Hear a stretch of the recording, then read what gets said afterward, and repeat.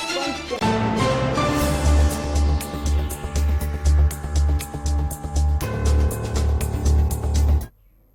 Break के बाद एक बार फिर आपका बहुत स्वागत है। नमस्कार, मैं सोनाली और आप देख रहे हैं केकेडी न्यूज। रुक करते हैं इस वक्त की बड़ी खबरों पर। खबर लखनऊ से है, जहां पारा कोतवाली क्षेत्र के मुहान रोड पर बने निर्वाण रिहैब सेंटर में डीसीपी राहुल राज ने दिवाली मनाई है। बता दें कि डीसीपी राहुल राज ने रिहैब सेंटर में बच्चों को फल, मिठाई, फुलझड़ी देकर दिवाली मनाई है। इस दौरान एसपी अनूप सिंह, पारा थाना प्रभारी श्रीकांत राय व चौकी प्रभारी मुहान रोड दिनेश सिंह मौजूद रहे। जो रिहैब सेंटर में कार्यक्रम था दीपावली का, बच्चों के बीच में आए थे, उसके विषय पे जो है यहाँ दीपावली के अवसर पर क्या कहना चाहेंगे? सबसे पहले तो दीपावली की मेरी ढेर सारी शुभकामनाएं। ये निर्वाण रिहैब सेंटर पर हम लोग आज आए हैं और यहाँ पर अनाथ बच्चे और निराश्रित बच्चे हैं जो कि समाज के ही हिस्सा हैं और अंग हैं। तो हम लोगों ने ये निर्णय लिया इन बच्चों के साथ भी जो है दीपावली मनाया जाए और इनके भी जीवन में खुशियों के कुछ लम्हे दिए जाए। उसी के तहत आज हम लोग आए और बच्चों के साथ हम लोगों ने कुछ पल व्यतीत की। मेरी सभी बच्चों की ढेर सारी शुभकामनाएं। बच्चों के बीच में आके आपको आज यहाँ पर कैसा लगा? एक बहुत ही अद्भुत अनुभूति हुई है, विलक्षण अनुभूति। और ये बच्चे भी समाज के हिस्सा हैं और इनको भी अधिकार है कि वो सारी चीजें और खुशियां इनको ही मिले जो कि अन्य लोगों को मिलती है। तो हम लोगों ने एक छोटी सी कोशिश की। लखनऊ राहुल राज जी, जिन्होंने बताया कि यहाँ पर बच्चों के बीच में आकर कैसा उनको लगा और एक अच्छा अनुभव उनको प्रतीत हुआ। बच्चों के बीच में रहकर यहाँ पर खुशियाँ कुछ क्षण के लिए व्यतीत की। लखनऊ से दिनेश राजपूत, केकेडी न्यूज, लखनऊ। जो रिहैब सेंटर में कार्यक्रम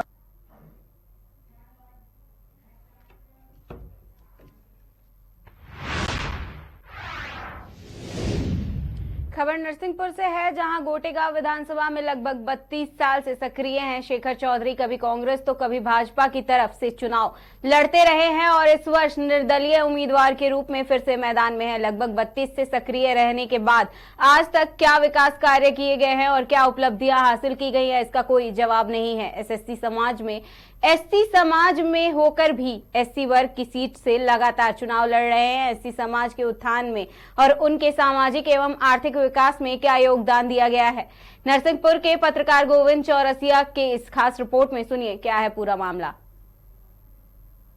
नमस्कार दोस्तों, आज मैं गोटेगांव विधानसभा के 118 में मौजूद हूँ। मेरे साथ यूनाइटेड जनता दल के प्रत्याशी प्रमोद झारिया जी भी मौजूद हैं और शेखर चौधरी जी के संबंध में मैं उनसे कुछ जानना चाहता हूं कि इनके द्वारा क्या उपलब्धियां गोटेगांव में दी गई हैं। और प्रमोद भाई, शेखर चौधरी जी के द्वारा जो कि आपके गोटेगांव विधानसभा में बाहरी प्रत्याशी माने जाते हैं, कभी कांग्रेस में आते हैं, कभी बीजेपी में चले जाते हैं और अब स्थिति ये है कि कांग्रेस से उनकी टिकट काट दी गई है और अब निर्दलीय प्रत्याशी हैं। तो क्या कहेंगे इस संबंध में? आदरणीय, सबसे प्रथम बात तो ये है कि जो सवाल आप हम पूछ रहे हैं हमसे या जनता पूछ रही है, उसका जवाब इसी में है। वो ऐसे कि यहाँ गोटेगांव विधानसभा में अगर ये अपने आप को स्थापित करना चाहते हैं, चूंकि इन्हें एक बार जनता ने स्थापित किया था, 5 साल इन्होंने राज किया, विधायक रहे। जब आप विधायक रहे तो ये बताएं कि इन्होंने इनकी क्या उपलब्धि है। गोटेगांव क्षेत्र की जनता से पूछिए और यहाँ का हाल देखिए आप। क्या रोजगार की एक संभावना है? क्या अवैध उत्खनन बंद है? क्या भ्रष्टाचार नहीं हो रहा है? क्या जिस वर्ग से ये खड़े हैं उस वर्ग पे अत्याचार नहीं हो रहा है? और जब अत्याचार होते हैं, जो एक बार किसी ज्ञापन देने या किसी गरीब की सहायता करने आते हैं, जैसे कि शेखर चौधरी जी कहते हैं कि मैं तो दिल का नहीं दिल का नेता हूं, तो क्या कहेंगे उनके संबंध में आप? भाई साहब, ये खुद कह रहे हैं कि मैं दल का नहीं दिल का नेता हूं। अरे जो दल का नहीं हुआ वो दिल का क्या होगा भाई साहब? क्योंकि आपको टिकट नहीं दी कांग्रेस ने। एक बार जिस कांग्रेस ने आपको विधायक बनाया, टिकट नहीं दी, आपने पार्टी बदल दी, भाजपा में चले गए। भाजपा से टिकट नहीं मिली, आपने पार्टी बदल दी कांग्रेस में। और आज इन्हीं का कहना, मैं नहीं कहता कि मेरी टिकट काटी है तो मैं आपको स्थापित करूंगा और मैं निर्दलीय खड़ा होऊंगा, इसलिए निर्दलीय खड़े हैं। अगर ये जनता कहते ऐसी होते, किसी के लिए भी कहते कि भाई इसको टिकट दो, मैं तो एक बार विधायक रह चुका हूँ, नहीं तो मैं निर्दलीय इसको खड़ा करूंगा, इनकी स्वार्थ सिद्धि खुद झलक रही है साहब। इसको क्या जनता नहीं देख रही है? जनता देख रही है। ये गरीब के नहीं, अमीर के लोग हैं। इन्हें गरीब से मतलब नहीं, जनता से मतलब नहीं, इन्हें अपने आप के हित से मतलब है। आज मैं प्रमोद झाड़ी जनता दल से खड़ा हूं और मैं इस बात का वादा करता हूं कि अगर जनता एक बार मुझे चुन के लाती है, मैं दोबारा विधायक नहीं बनूंगा और मैं खुद किसी दूसरे आदमी को, किसी वर्ग किसी दूसरे आदमी कहूंगा कि उसके लिए आप टिकट दो और उससे चुनाव लड़ाओ। क्या ये किसी विधायक में और किसी जनप्रतिनिधि में इतनी हिम्मत है तो वो करके दिखा दे। ये जनता के नहीं, स्वार्थ सिद्धि खुद के लिए आदमी है। इन्हें खुद का हित दिखता है, जनता का नहीं। नमस्कार दोस्तों, आज मैं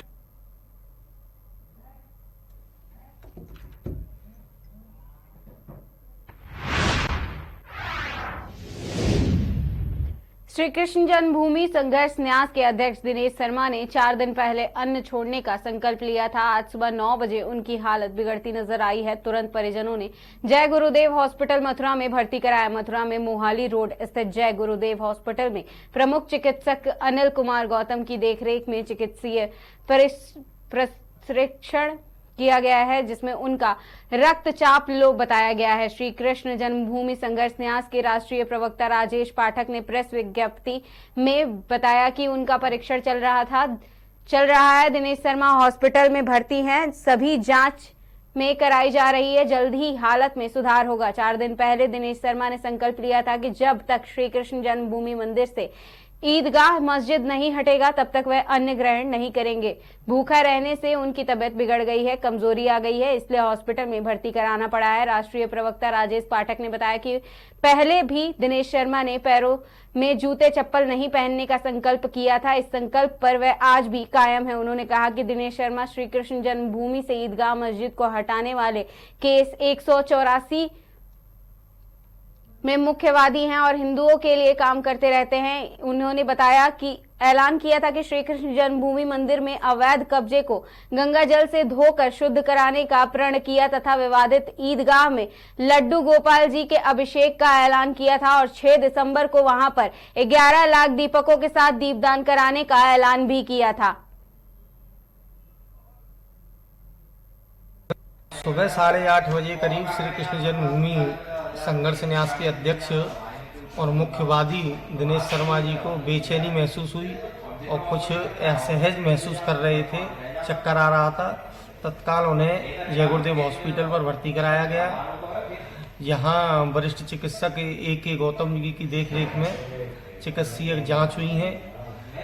अब जो जांच की रिपोर्ट आएंगी उसके आधार पर आगे ट्रीटमेंट चलेगा। 4 दिन पहले इन्होंने अन्न का त्याग किया है। उन्होंने ये संकल्प लिया है कि श्री कृष्ण जन्मभूमि से जब तक ईदगाह नहीं हटेगी तब तक मैं अन्न ग्रहण नहीं करूंगा। तो वीकनेस और थोड़ा रक्तचाप में निम्न स्तर पर आया है। सारी जांचें हो रही हैं। वरिष्ठ फिजिशियन है A.K. गौतम जी, वो जांच कर रहे हैं और पूर्ण रूप से उनकी देखरेख में जय गुरुदेव हॉस्पिटल पर इलाज चल रहा है। सभी सनातनी जिनको ये पता पड़ा है कि उनकी तबीयत सही नहीं है, सभी दुआ कर रहे हैं। हम भी दुआ करते हैं कि निश्चित रूप से ईश्वर इनको ताकत प्रदान करे और निश्चित रूप से ये सही हों। और आगे भी लड़ाई लड़नी है श्री कृष्ण जन्म स्थान की, तो इसलिए इनका स्वस्थ होना परमावश्यक है। बांके बिहारी की कृपा इन पर बनी रहे, जमुना मैया की कृपा इन पर बनी रहे, इससे कि लड़ाई को आगे तक इनके नेतृत्व में लड़ते हैं। सुबह 8:30 बजे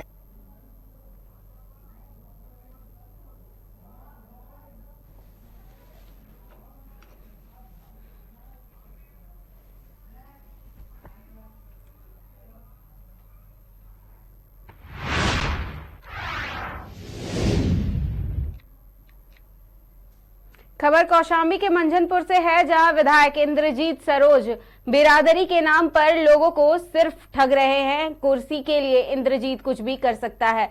उक्त बातें मंझनपुर नगर पालिका अध्यक्ष ने बहादुरपुर गांव में एक सभा को संबोधित करते हुए कहा है। मंझनपुर इलाके के बहादुरपुर गांव में 2 दिवसीय ऐतिहासिक मेले में मुख्य अतिथि के रूप में नगर पालिका अध्यक्ष बीरेंद्र सरोज मौजूद रहे। उन्होंने दंगल में आए लोगों को संबोधित करते हुए कहा कि विधायक इंद्रजीत बरसती मेढक है और 5 बार विधायक बनने के बाद भी उन्होंने क्षेत्र के विकास के लिए कुछ नहीं किया है। कभी लोधी बिरादरी तो कभी वैश्य तो कभी ब्राह्मणों को अपमानित करता है।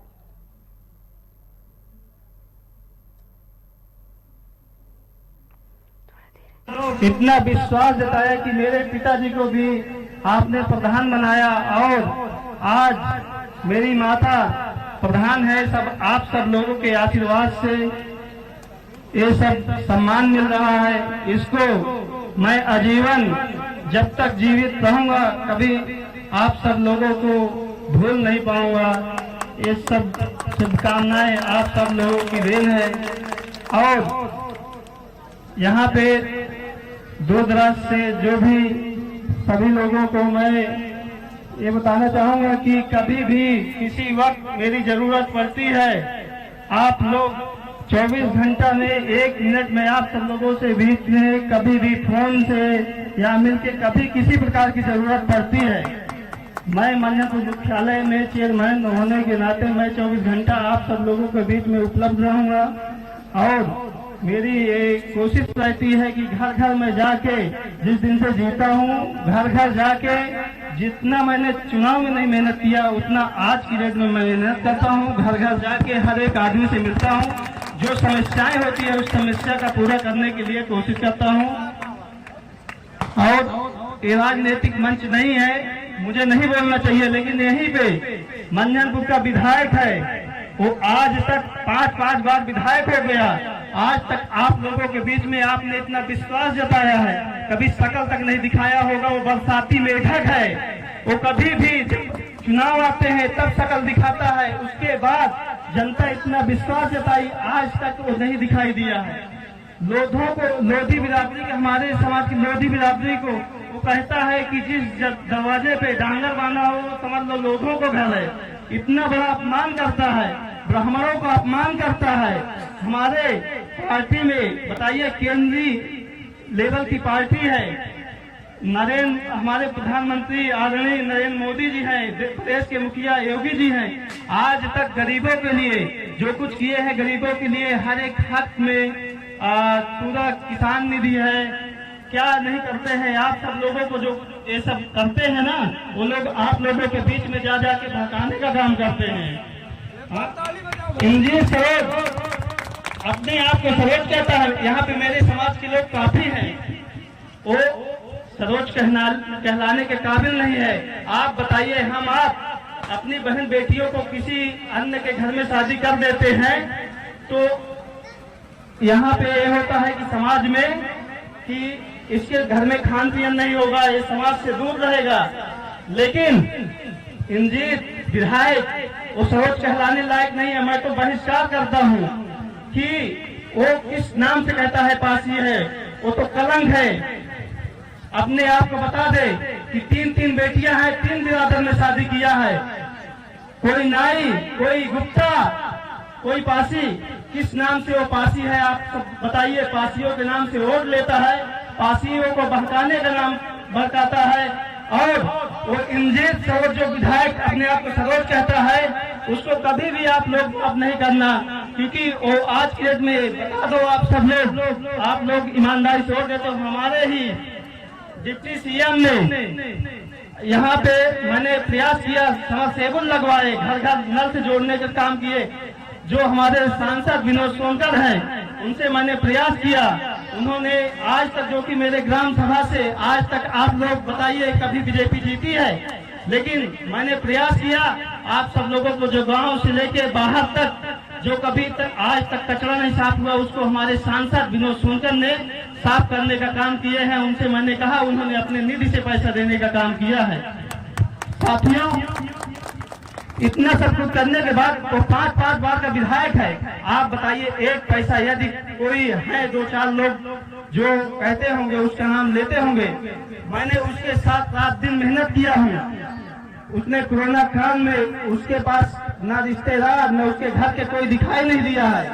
और जिस टाइम मुझे रात में 9 बजे फोन आता है, उनकी पत्नी फोन करती है, मैं रात में 9 बजे जाके अपना ड्राइवर लेके अपने बीवी बच्चों को छोड़ के वहाँ जाके 15 दिन रह के मेदांता हॉस्पिटल में एडमिट कराता हूँ। कभी आज तक मैं मंच के माध्यम से कहता हूँ, अगर उसने 1 पैसे का मेरा कोई काम किया होगा, मुझे 1 पैसा का कोई लाभ दिया होगा, तो मैं जिस दिन कहोगे कभी आपको शक्ल नहीं दिखाऊंगा, मन्ननपुर नगर पालिका से इस्तीफा दे दूंगा, कभी आपके बीच में दिखाई नहीं दूंगा।